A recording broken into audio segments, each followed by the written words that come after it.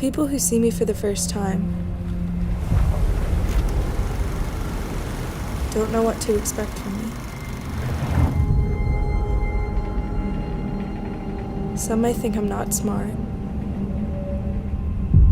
but I'm practically like any other 14-year-old. Nobody is perfectly normal.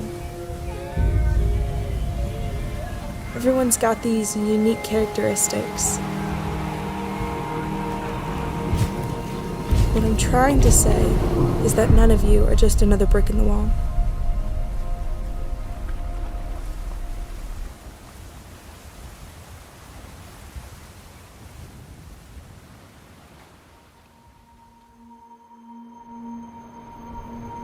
The day that he was born, classical music was playing, and I remember seeing Joshua for the first time. He was not breathing, but nobody would look at me, and I kept saying, why can't I hear my baby cry? And within minutes, the room was filled with nurses and doctors, and he was swept away. I remember screaming at the top of my lungs, what did I do to bring this onto my child? Later in recovery, they came to me and said, your son has a severe disorder.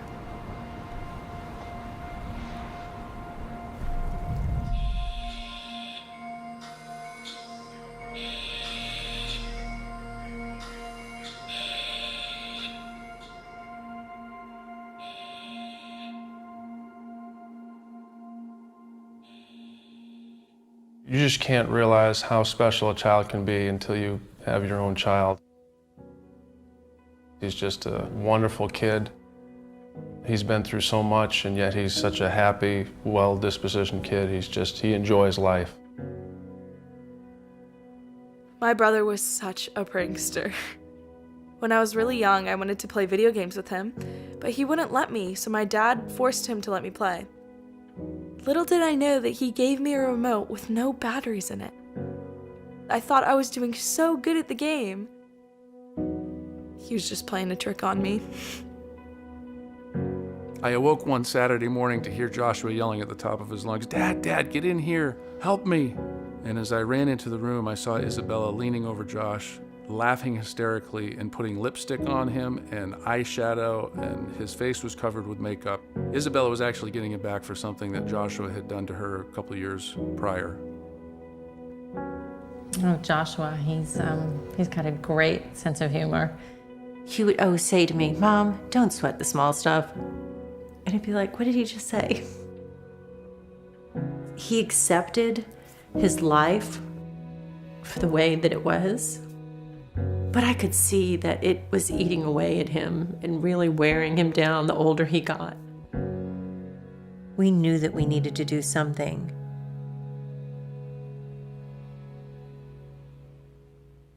I think the aha moment for me was viewing a video of a mouse that its legs were crippled and it couldn't crawl. And with one injection of gene replacement therapy, it was crawling up the side of the cage. And I remember watching that video thinking, could this be it? Could this be a treatment for my son? So we were over a decade into research, and we were pushing a guarded dream, truly. We had no idea where we were going. And when I saw the video of the mouse, there was a complete shift for me on what animal research was doing.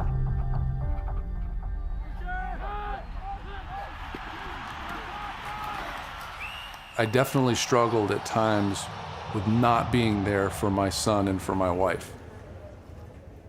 Those first 4 years of Joshua's life, I was gone most of the time, traveling and playing football in the NFL. And it was not easy on Allison. It wasn't easy on Joshua, and it wasn't easy on me. When I went to the Super Bowl with Green Bay that year, one of the reporters asked about my family and the fact that I hadn't been with them or seen them for most of the season. And it was it was tough. It was not easy. Things that are seemingly important can kind of fade away.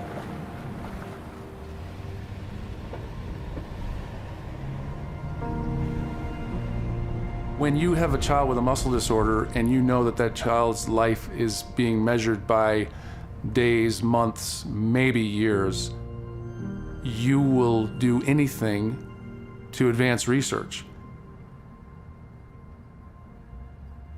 Our conversations quickly turned with researchers, and I said, well, how do we get to clinical trials? And they were like, wait just a second, Allison. We will never get approval from the FDA going from a mouse model to a human. We need a large animal model. I said, well, how do we find a large animal model? And they quickly pulled me back in and said, that's nearly next to impossible. You know, it's finding a needle in a haystack.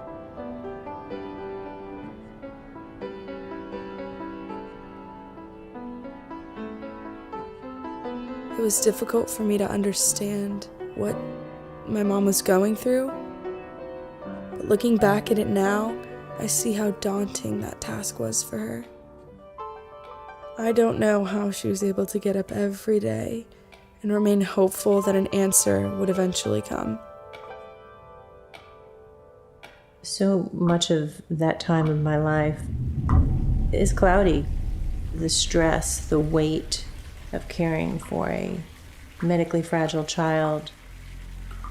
My husband says that when he came home at times, he said I was not the woman he left, that there was a change in me, but I was woven with depression. Can I continue to do this day in and day out? Am I doing the right thing? Am I going to keep him alive?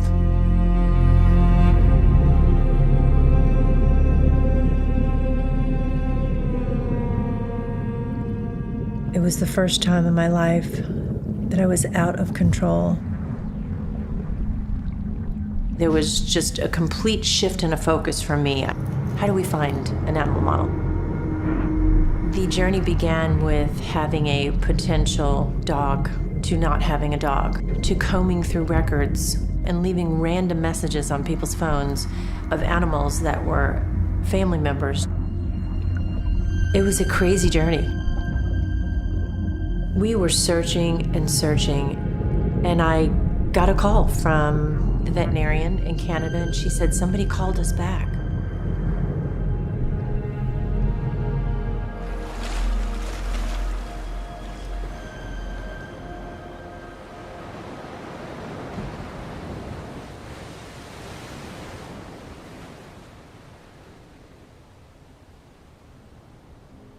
I arrived to meet Nibs with the owner, and she walked right up to me.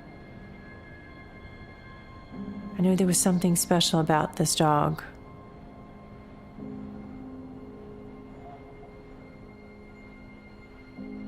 This beautiful chocolate lab, and there was this bonding between us. The owner said to me, I believe that she knows that she's coming to do something for you and be part of a greater purpose. I couldn't believe this moment was truly happening. We had been pushing this guarded dream uphill for so long, and we now had a large animal model. Nibs was so special to us because she was the only carrier female dog that we knew of in the world with myotubular myopathy. She was the hope of our future.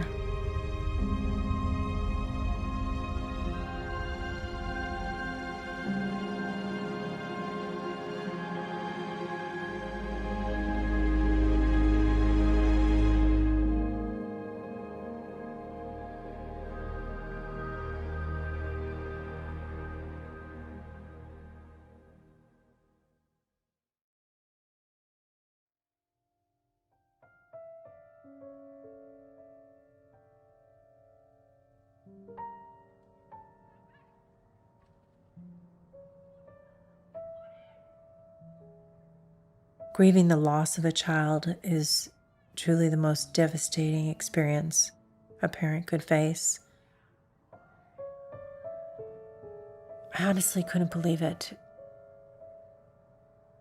I struggled with, is this really truly happening? I could not accept that we had lost him. Not now. We were so close.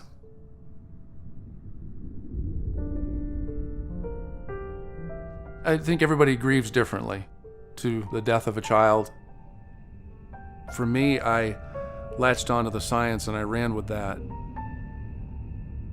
We realized that although Joshua was no longer with us, his story was far from over.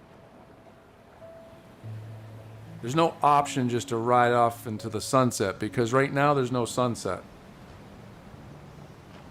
The sunset will be very poignant when the silhouette of a child that has MTM is walking away.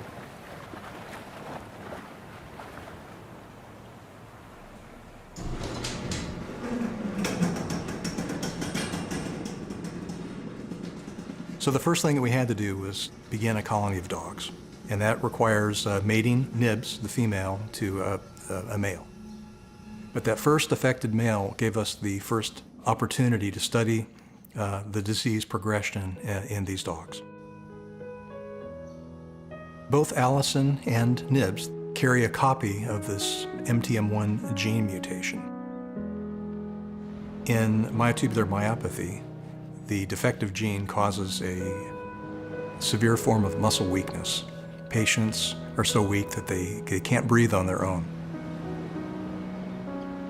What we can do with technology, with gene replacement therapy, is to replace that defective MTM1 gene with a healthy gene. It's sort of like building a house out of bricks, and you've got a missing brick somewhere. The gene replacement therapy is similar to replacing that missing brick with a healthy, strong brick. And that's exactly what's been done in these dogs and in mice, and what will be attempted in children very soon. We knew we had to use my platform in the NFL to go out and raise a bunch of money. When we realized how well the dogs were reacting to the therapy, it was incredible. We had these beautiful dogs that wouldn't make it past 17 or 18 weeks, and all of a sudden we're giving them a shot of gene replacement therapy, and they're alive 4 or 5 years later. It was fantastic.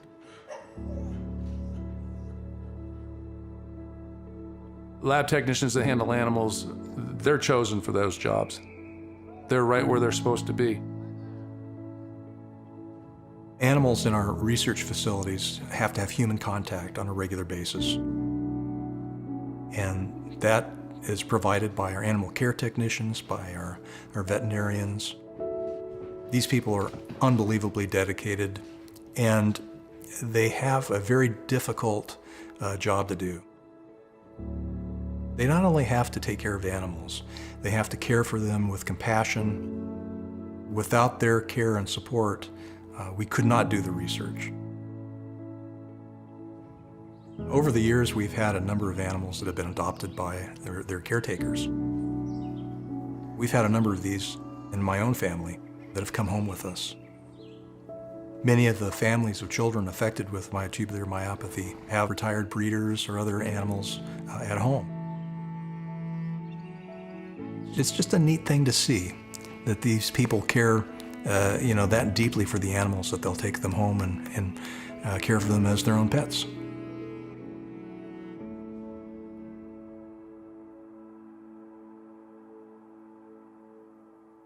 All right, here we go.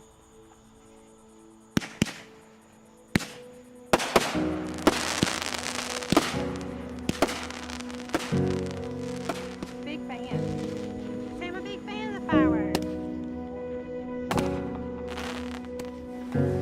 What is your name and where are you from? I'm Ken Lewis from Madison, Mississippi. How do you see yourself? I see myself as a son and a brother. How do you think others see you? I think other people see me as someone that's just a good person on the inside. What is something that you want? I want to be cured and have the cured and be like everybody else is. I could be on football team, baseball team, whatever, at school and just live a normal life. Do you have any final thoughts? My final thoughts are just to thank those people in the lab, just knowing that they work real hard and to get a cure in labs and eventually humans soon. Yeah. And aren't we glad that they took such good care of Orange for us? Very glad. We could write an endless story through the struggle.